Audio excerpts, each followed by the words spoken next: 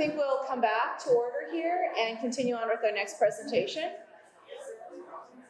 So our next presentation, we're pleased to have Chelsey with AISH, and she's got Jamie with her as well, and I'll let him introduce himself some more. And we've asked if she could come down and talk to us about how to best navigate your clients through the process.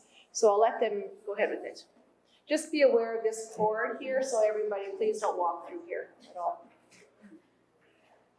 Hi, thank you. My name is Chelsey, and I'm with the AISH program as supervisor. I've been with the program for about 15 years. And with me, I have Jamie. She's a generalist, so she's just going to help me answer some questions at the end of the presentation. If that works for everybody. So let's get started. A little bit. Am I too far? Is that better? Too far away? There? Okay. Okay, so this is just the website. And here's our agenda. I'll do a bit of an overview, talk about the benefits, the eligibility, income, assets, the appeal process, and then just have some contact and website information. So the AISH program is intended for adult Albertans who have a permanent disability that severely impairs their ability to earn a livelihood. It provides financial assistance, supplementary assistance, and health-related assistance. And Alberta just has one of the most generous income support programs for persons with disabilities in Canada. The authority for the AISH program comes from the AISH Act. Any changes to the Act must pass through the Alberta legislature, and the program is also governed by the AISH, the Assured Income for the Severely Handicapped General Regulation, Applications and Appeals Regulation. The Act, regulation, and policy all are interwoven, and the Act provides basic rules of the program. The regulations provide additional details of those rules, and policy provides an expanded interpretation of the Act and the regulations. Just some quick facts we have about the AISH program. So AISH serves over 77,000 Albertans with disabilities.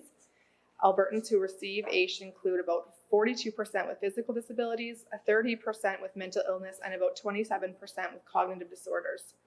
And then just some demographics of the program. It's about, the marital status is about 86% single, 7% are single parent, 4% married with no children, and about 3% married with children. 41% are under the age of 40, and it's about 58% of Albertans that are 40 and over.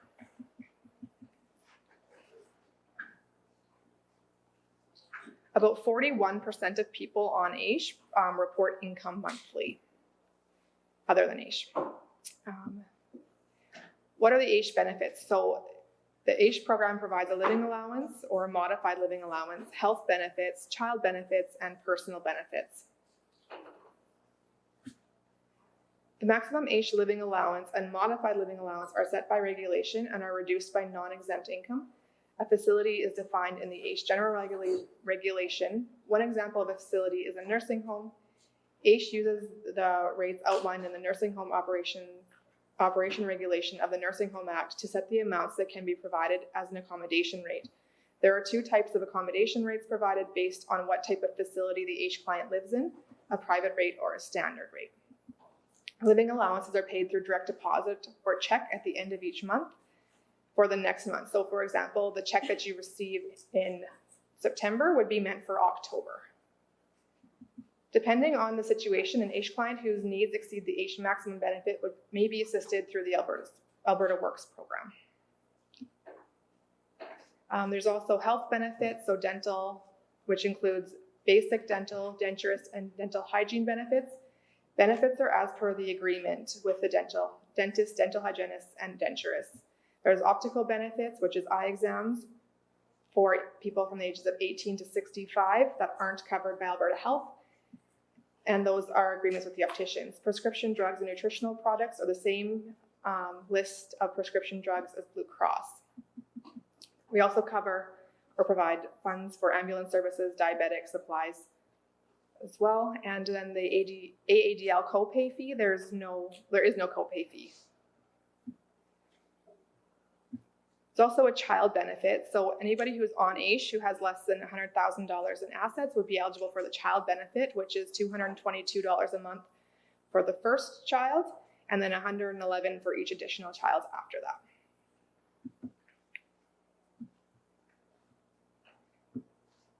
Personal benefits are things that clients may be eligible for if they have less than $5,000 in non-exempt assets. So those include addictions treatments, which is room and board at an AHS-approved residential addictions treatment program, childcare for dependent children, including lunch hour supervision at school, daycare, or private childcare, children's education related to school or establishing an RESP for a dependent child, emergency, reasonable or essential goods and services in an emergency situation that is beyond the client's control. This can contribute to this can include childcare, accommodation, repairs to principal residence or major appliances, and travel to appointments outside of the community. There's also some funds for training supports. So for things like testing fees or tools, applications. There's also funds available for funeral expenses. Those are handled from a little bit of a different department than us, not through us directly. We can also help with the cost of infant needs, which is a one-time issue for the care of an infant who is a dependent child, and the moving cost, which provides AISH clients a moving benefit to assist with establishing a new principal residence. And there's a few different reasons why in our policy that outlines the reason we may issue a moving cost. And then travel, I think I mentioned travel for out-of-town medical appointments. There's also some other supports that are available. So the Alberta Adult Health Benefits, which are health benefits if you leave the AISH program due to employment or CPP disability income. There's a rapid reinstatement program. So if your AISH file is closed for less than 2 years, you can reapply for, your file would just be reopened. You would not need to reapply for the program. And employment and training. So AISH clients are encouraged to pursue employment and training opportunities within their ability. So I'll just talk a little bit now about the eligibility for the program. So there's two parts to eligibility. One is general and financial eligibility, and that is they have to meet criteria for age. So between the ages of 18 and 65, residency must be a permanent resident in Alberta. The income has to be, there's different exemptions that I'll talk about a little bit later, and assets must be below $100,000 in non-exempt assets. And then there's the Part B, which is medical eligibility. So that's a little bit more extensive, and that gets determined by the adjudicators of the program, not the program staff. And that will include a medical exam and could require other documentations and reports to be provided by the physicians or specialists. General eligibility is just a little bit more information about that. You have to be 18 or over and not receiving a pension under Part 1 of the Old Age Security Act, Canadian citizen or permanent resident as defined by the Immigration and Refugee Protection Act, ordinarily a resident in Alberta, and must not reside in an institution. So when it says that you have to be 18 and older, I mentioned before 18 to 65. 65 is generally the age when people become eligible for old age security. However, if an Albertan is not eligible for old age security at the age of 65, their AISH file remains open until they are. Ordinarily a resident of Alberta, that gets a little bit, that one's a little bit more difficult to prove sometimes. It just basically means that AISH applicants and clients need to demonstrate they ordinarily reside in Alberta. Homeless individuals can substantiate through a service provider or agency that they are known to reside in Alberta. Determining what constitutes an ordinary resident is subjective, and an AISH worker may consider factors including, is the person on vacation? How long are they planning to be away? Do they have a residence? Do they have any family supports in the community? And then to look at financial eligibility, the income and assets of AISH applicants and their cohabiting partners are considered when determining eligibility. Some income and assets are exempt or partially exempt. Applicants, clients, and cohabiting partners can have non-exempt assets up to $100,000.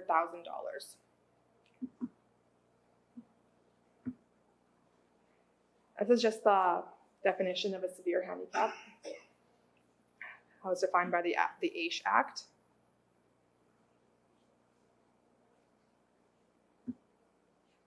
And then medical eligibility. This disability must cause a substantial limitation in a person's ability to earn a livelihood. Both the medical impairment and the inability to earn a livelihood must be permanent, and there must be no remedial therapy available that would materially improve the person's ability to earn a livelihood.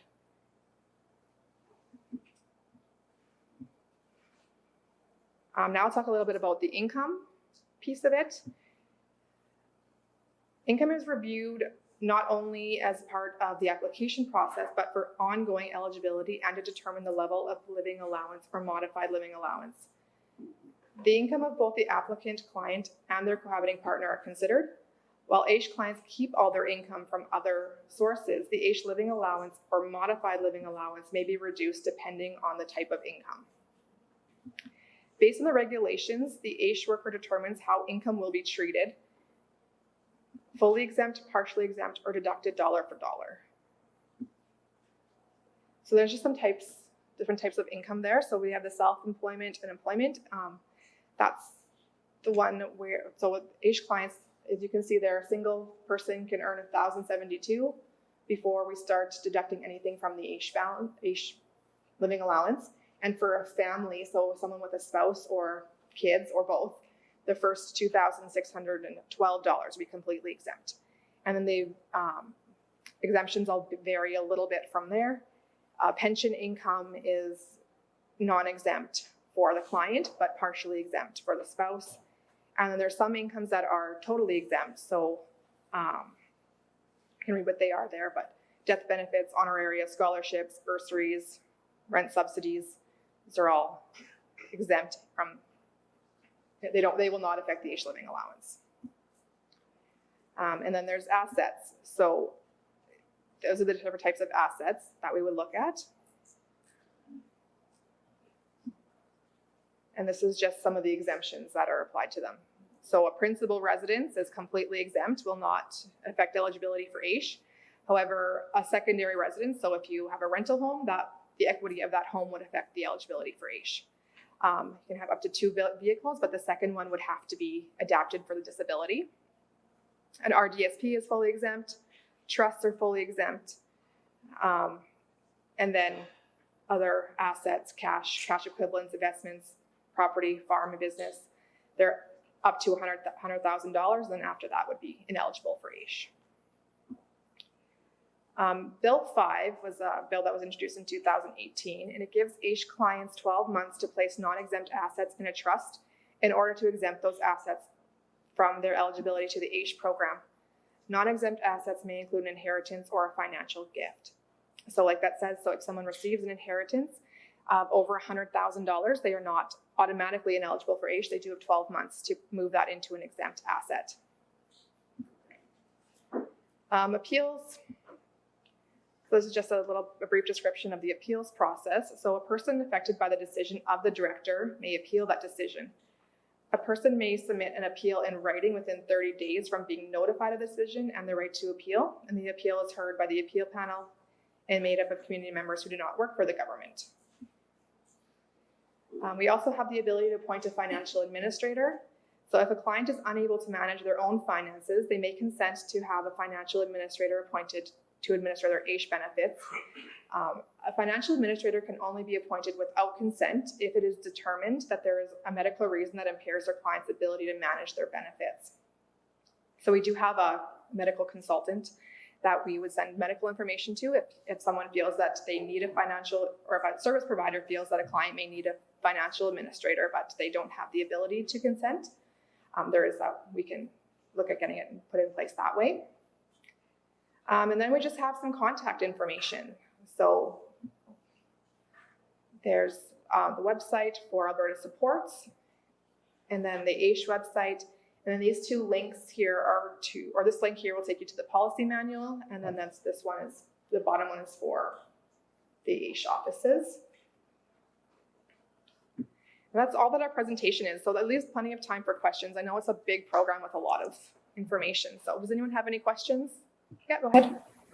We recently had an individual that came from Saskatchewan that was on disability from Saskatchewan. So somebody in that case, if they were wanting to become an Alberta resident, because they've already been approved in another province, does that make their application easier, or is it still they're starting from scratch like everybody else? Yeah, they'd be starting from scratch like everybody else. Yeah. Yep. Can you kind of walk us through the steps that's involved? To get onto the AISH program? So yes, so the application process, like I had mentioned, is 2 parts. So there's the part A, which will look at general eligibility such as age, residency, and if you meet that criteria, then we look at the medical piece. So the medical will be, we had sent out a medical report, I'm sure most of you have seen it, that a client needs to take to their doctor to submit, to fill out and submit to us. That medical report also asks for any substantiating medical reports from specialists, really anybody else who can support the client's need to be on the program. That information will then get compiled and sent to our adjudication team, where they will review all the medical information and determine whether or not the client or the applicant meets medical criteria. When that piece is done, they send the application back to the region. So that's where we come in. And that they send it to us to determine financial eligibility. So at that point, we take a look at all the banking information, all the bank accounts, all the property, anything that a client may or an applicant may own, and then we determine if they're financially eligible. So once they have met the financial, general eligibility, and medical eligibility, the application will get assigned to a worker to have a commencement done, to have the file opened. What I can say about the application is that the more information, the better. So if a client sees a specialist and you're not sure if the information that from the specialist that's 5 years old should be submitted, it's best to submit more than not enough. Is that which? Yes, how long would that process all take? It depends on the time of year, honestly. Right now, I think what are the decisions? Like 5 or 6 weeks? For adjudication? Yeah, 5 or 6 weeks for adjudication, and then about several more weeks after that for it to be advanced. So it's a few months for sure. I know they're trying to tighten up those timelines, but it's definitely a couple of, I would say, like, don't expect a decision in less than 4 months, basically. There's some, I should mention, just 1 second, that there are some medical conditions that are fast-tracked applications. So like palliative, people who are palliative, or going into long-term care, those are high priority applications and they get looked at right away and their decision time is a couple of weeks. Yeah. Yeah. PDD. Oh, and PDD. Eligible. I'll let you talk about that. And it just as to what Chelsey was saying, so if somebody is, say they are approved for PDD services, that would be a straightforward application as well. So we have a lot of children that are coming onto the program so you can apply for the program starting at 17 and a half. And if you are PDD approved, that would be a straightforward application as well. So we do have like transition meetings with different providers, with the government. And so we do try to start that process as early as possible too, just making sure that application is started as early as possible, 17 and a half, to have those kiddos on the program when they turn 18. If they're PDD approved, you only have to do part A of the... Yes, part A, because PDD then sends that referral to us, letting us know that they are approved for PDD services, and then, then it would be a straightforward application. So just the part A needs to be completed. What if the child is receiving FSCE, but has not been approved for PDD yet, or still just under the process? Like, is there like a connection made with AISH automatically, or No. So that would be just the straightforward application. The regular. The regular application, yes, just filling out that part A and then the part B. So just PDD services, palliative, and then, or if they're approved for long-term care, is the straightforward applications. We've struggled sometimes with the individuals that we support, but I was just kind of curious if, should I get my question straight? So we have individuals and then they get their denial letter and all of that. What can we do? Because I know like if it's such a spectrum, but majority of our individuals will need that financial stability throughout their lives. Like you'll never, they probably, not gonna say never, but it's highly unlikely that they will find a job that can support them consistently and they'll be successful all the time and be able to afford to live on without that. What else can we do once that denial is in? Can we we'll talk to the after 30 days and so what other information can we possibly provide to get that to change? You know, the doctor said maybe it's a moderate. Like, Yeah. it's hard to, it's hard to. So that would have to be one thing that would have to change, that like if it's not severe, they won't be approved. So if they're saying moderate, because there's not a, I know, I get that. It's just, like I think that's part of the criteria that the adjudicators look for sure, is that it's a severe and permanent. So like the fact, if there's any sort of therapies that may be outstanding that were indicated, then I get that FASD doesn't really have any therapies, but just when those denial letters come out, they have usually broken down the reasons for the denial, and so I would just encourage talking to the doctor about those specific reasons that is mentioned for the denial and see if they can provide information speaking to why that's not the case for this person. We do a lot of advocating with the Yeah. doctors and the psychiatrists and all the people that we need to talk to, but even they sometimes have difficulty understanding FASD, so I just don't. I don't know if a support letter from us, we know them and have worked with them for so long, would be of any benefit. I know we're trying to write something. Yeah, I think that they look at, I know that they look at all the information submitted, so I'm sure that they take that into consideration. I just, other than following that letter, going through what they have mentioned on there. The other option is to go to the appeal. The difference at the appeal is that the appeal panel gets the chance to speak to the client or to the applicant and get their version of their disability and how it affects their daily living. And so that's always an option too. The problem with the adjudication process is that the adjudicators don't ever meet the client. So that's the other option. I know that appeals can be stressful for people, and they're always welcome to bring a support person with them to the appeal as well, if that would be helpful. Yeah. Sometimes it's hard because our clients can talk. And Yeah. It sounds like they're, and they don't always recognize their struggles. Mm-hmm. So, they try to make themselves. And that's where the support It's person hard, right? could come into and try and say their interpretation of it or how they see it as well.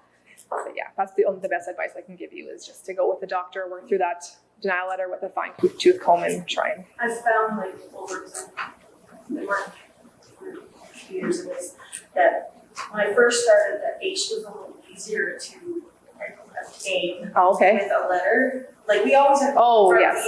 but with our support letters, and I find they're have something changed. They just don't seem to have, they just want all the medical stuff. Yeah. I don't know if there's been a change in the policies that the adjudicators have to follow or what their processes are. We don't have any that we work closely with, so I don't know how to answer that, but it could be. There's a question back there earlier. Yeah, sorry. I was just wondering, you said that the primary residence is exempt. Yeah. Is there a maximum amount of value for that? No. Is there any other questions? Yeah. Oh, yeah. Yeah, actually, I was going to ask very, very close to that. Our opinion, does our opinion play a role as a social worker in supporting for those clients and know their history? And sort of know what, sorry? We know their history. Yeah. We know how they are living. We are with them. And some clients, sometimes they have a skill of hiding their weakness. Mm-hmm. That will be hard even for the doctor or psychologist to actually get the idea. So sometimes we support the doctor and the psychologist with a letter from us to explain that this point, we think our client has. But at the same time, this letter would play a role if we send it to you. I believe the adjudicators do take those into consideration, yes. I mean, all the medical information that comes in. So like I said, if you submit, or so if the applicant has been doing some sort of counseling, and they do reports with their counselor, all that stuff can come in as well. And the adjudicators definitely take a look at that. Psychiatrists as well, if the medical report asks for I think the primary physician to complete it, but also ask for specialist reports. So if your client does see a psychiatrist regularly and they have reports they can submit, all that stuff is super helpful when they make the decision, and they definitely take into consideration the opinions of the social workers and the counselors that work with them as well. Like I said, I don't work directly with the adjudicator, so I can't speak to exactly how they make those decisions, but I know that they do look at that stuff. It doesn't necessarily have to be like a diagnosis, like through the clinic or whatever. I can find like it's easier once they have that diagnosis, but we can't always get those. So I don't know if that makes a difference. Like, do they have to have it on paper? That I don't know how to answer accurately. I don't, because I do understand that there's certain criteria to get an actual diagnosis of FASD, and that's not always possible. But I do think they take into consideration too when they say, or the reports say highly suspect. I believe that they take that. I don't know. Do they put that in the coding if it doesn't say on the medical report specifically? No, I don't think so. No. Yeah, I think it maybe has to have an actual diagnosis to get that as like part of the coding to be on AISH, but yeah, That seems to be ready to change. maybe. Are there any other questions? Okay. Turn this thing off. Any other questions? Okay, thank you very much.